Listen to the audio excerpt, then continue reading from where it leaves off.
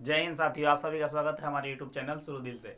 जैसे कि आप सभी को पता है कि इस चैनल पे पढ़ाई से रिलेटेड सभी तथ्यों को बताया जाता है कि सर जो है आप लोगों को एसएसटी पढ़ाते हैं, मैं आप सभी को साइंस पढ़ाऊंगा। साइंस में आज हम लोग पढ़ेंगे 10th क्लास के फिजिक्स प्रकाश के परिवर्तन फर्स्ट लेसन ये है, इसको हम लोग पढ़ेंगे बहुत ही विस्तार तरीके से।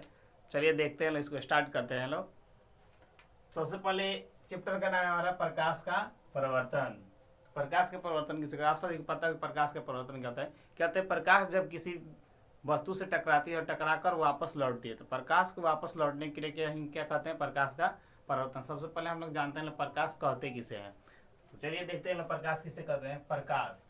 प्रकाश एक ऊर्जा का स्रोत है जिसकी सहायता से हम किसी वस्तु को देखते हैं। प्रकाश क्या है? एक ऊर्जा का स्रोत है जिसकी सहायता से हम लोग किसी वस्तु को देखते हैं। आप सभी कहिएगा कि सर हम लोग तो आंख से देखते हैं, प्रकाश से थोड़ी ना देखते हैं। नहीं, ऐसा नहीं है। जब तक प्रकाश नहीं रहेगा तब तक हमारा आंख काम नहीं करेगा। आंख भी हमारा क्या है? एक प्रकाशीय यंत्र ही है जो प्रकाश की उपस्थिति में ही कार्य करता है। जैसे क्या होता है, रात में अगर हमारे घर में लाइट कट जाता है, पूरा अंधेरा है, तो हम नहीं चल पाते हैं और कहीं जाकर किसी चीज़ में टकरा जाते हैं। इसीलिए प्रकाश चलने के लिए, देखने के लिए ही जरूरी है। आंख हमारा खुला रहता है, फिर भी हम रात में क्या होते हैं, किसी वस्तु से टकरा जाते हैं, क्योंकि वहाँ प्रकाश की उपस्थिति नहीं है। जैसे ही हमारा टॉर्च ऑन होता है, लाइट ऑन करते हैं, तो हमें सभी वस्तुएं साफ दिखाई देने लगती है और हम आसानी से चल पाते हैं। इसीलिए प्रकाश का, किसी वस्तु को देखने के लिए प्रकाश का होना बहुत ही जरूरी है। यानी प्रकाश क्या है? एक ऊर्जा का स्रोत है जिसकी सहायता से हम किसी वस्तु को देखते हैं। उसके बाद से प्रकाश की कुछ गुण होती है जिसको हम लोग देखेंगे लोग। पहला देखते हैं लोग प्रकाश के गुण। प्रकाश सरल रेखा या सीधी रेखा में गमन करती है। प्रकाश जो होती है सरल या सीधी रेखा में गमन करती है। जैसे कि आप सभी टॉर्च यूज करते होंगे, जैसे टॉर्च हम लोग यूज करते हैं, जैसे यहाँ टॉर्च जलाते हैं हम यहाँ पे,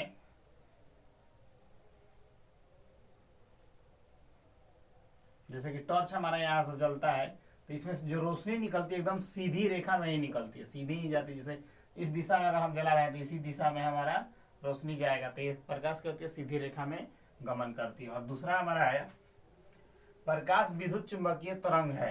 प्रकाश क्या है? एक विद्युत चुंबकीय तरंग, इसीलिए प्रकाश को चलने के लिए किसी माध्यम की आवश्यकता नहीं होती, इसीलिए ये निर्वात में भी आसानी से चल पाती है। यानी प्रकाश क्या है? विद्युत चुंबकीय तरंग। तीसरा हमारा है प्रकाश अपारदर्शी वस्तु का छाया बनाती है। प्रकाश क्या होती है? अपारदर्शी वस्तु का छाया बनाती है। जैसे क्या होता है कि मान लेते हैं कि ये जैसे सूर्य निकलता है सुबह में, तो क्या होता है, सुबह में सूर्योदय होता है तो उसके पूरब की तरफ हम लोग मुंह करके खड़ा होते हैं, तो हमारा बहुत ही बड़ी छाया बनता है पश्चिम की दिशा में। यानी प्रकाश क्या होता है? जैसे हम लोग अपारदर्शी, हम लोग प्रकाश पार नहीं कर पाता है, इसलिए हम लोग की छाया बनती है। यानी प्रकाश क्या होती है? अपारदर्शी वस्तु पर पड़ती है, तो उस अपारदर्शी वस्तु का प्रतिबिंब उसके विपरीत दिशा में, प्रकाश के विपरीत दिशा में बनता है। उसके बाद हमारा चौथा ऐसा गुण है निर्वात में प्रकाश की चाल सर्वाधिक होती है। यानी निर्वात में प्रकाश की चाल होती है, निर्वात में प्रकाश की चाल होती है हमारा 3 × 10⁸ मीटर पर सेकेंड। यानी 1 सेकेंड में ही इतना चल पाता है प्रकाश, 1 सेकेंड में इतना चलता है। ये सबसे अधिक निर्वात में प्रकाश की चाल होता है। तो इसको भी नोट कर लेंगे, ये नोट में लिख लेंगे नोट में। इसके बाद हम लोग पढ़ेंगे लोग प्रदीप्त वस्तुएं, अप्रदीप्त वस्तुएं। यानी प्रकाश के आधार पर अगर वस्तु की गणना करना होगा तो कैसे करेंगे लोग। तो इस पे दो तरह की वस्तु होती है, पहले होती है प्रदीप्त वस्तु और दूसरा अप्रदीप्त वस्तु। यानी कोई प्रकाश उत्सर्जित करता है, जो पदार्थ स्वयं प्रकाश उत्सर्जित करता है उसको बोलते हैं प्रदीप्त वस्तु, और जो स्वयं न करके किसी से ले करके करता है उसको बोलते हैं अप्रदीप्त वस्तु। जैसे कि इसका डिफिनेशन देखते हैं लोग। जिस वस्तु का अपना प्रकाश होता है उसे क्या कहता है? प्रदीप्त वस्तु। यानी स्वयं जो वस्तु चमकता है उसको बोलते हैं प्रदीप्त वस्तु। जैसे हमारा हो जाएगा सूर्य, सूर्य से प्रकाश लेते नहीं, वो खुद चमकता है। उसी तरह हमारा सभी तारे, जितने ब्रह्मांड में सभी तारे हैं, वो सभी क्या होते हैं? खुद से चमकते, उनका अपना प्रकाश होता है। जैसे मोमबत्ती जला देंगे तो उसका ही प्रकाश होता है। तो ये भी क्या है? प्रदीप्त वस्तु है। यानी प्रदीप्त वस्तु कहते हैं जो स्वयं चमकती है, जिसका प्रकाश स्वयं होता है, उसको बोलते हैं प्रदीप्त वस्तु।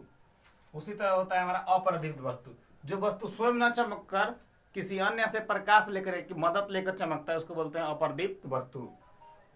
जैसे कि हमारा हो जाएगा चंद्रमा हो गया, पत्थर हो गया, बालू हो गया। चंद्रमा जो होता है, चंद्रमा के पास अपना प्रकाश नहीं होता है, वो क्या करता है? सोलर जिस तरह काम करता है ना, उसी तरह चंद्रमा भी कार्य करता है। दिन में क्या होता है, सूरज निकलता है और चंद्रमा भी रहता है, तो चंद्रमा क्या करता है, सूरज के प्रकाशों को अपने अंदर अवशोषित कर लेता है और रात में उसी को उत्सर्जित करता है, तो चमकता है। तो इसीलिए वो क्या है, चंद्रमा क्या है, अप्रदीप वस्तु।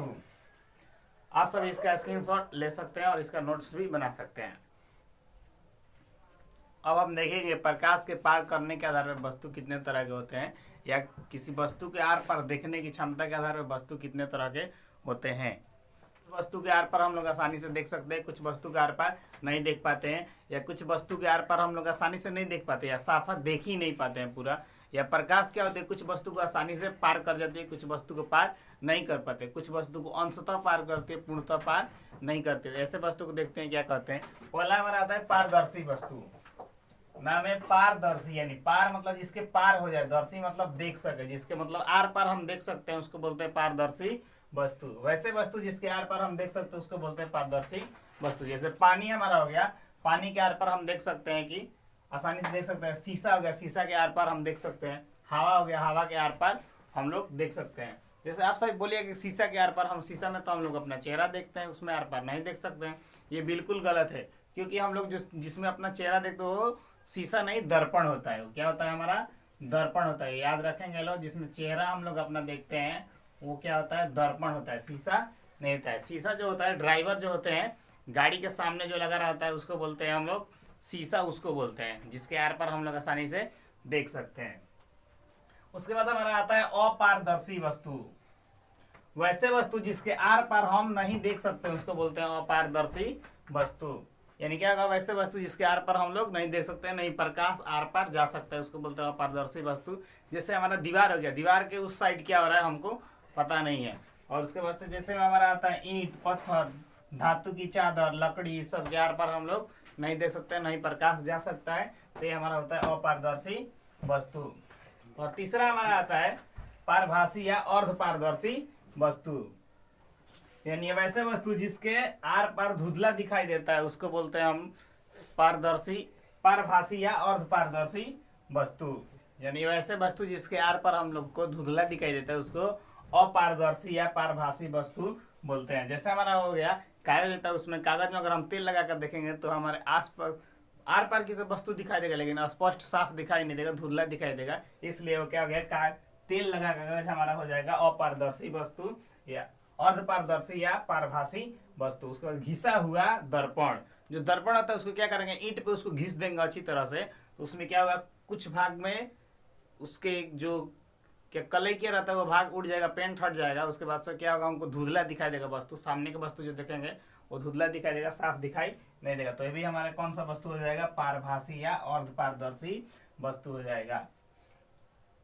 ये देखते हैं, पहला होता है पारदर्शी, यानी जिसके आर पार देख सकते हो वो पारदर्शी हो गया, और जिसके आर पार नहीं देख सकते हो हमारा क्या हो गया, अपारदर्शी। और जिसके आर पार तो देखेंगे लेकिन वो स्पष्ट रूप से नहीं देख पाएंगे तो उसको बोलते हैं पारभासी या अर्धपारदर्शी वस्तु। यानी अर्धपार मतलब आधा पार करेगा और आधा पार नहीं करेगा, तो इसको बोलते हैं अपारदर्शी वस्तु। इसका स्क्रीनशॉट आप ले सकते हैं। आई होप कि आप सभी को समझ में आया होगा। अगर आप चैनल पे पहली बार आए हैं तो चैनल को सब्सक्राइब करें, वीडियो को लाइक करें और शेयर करना भी ना भूलें। फिर मिलेंगे हम लोग नेक्स्ट क्लास में, तब तक के लिए जय हिंद।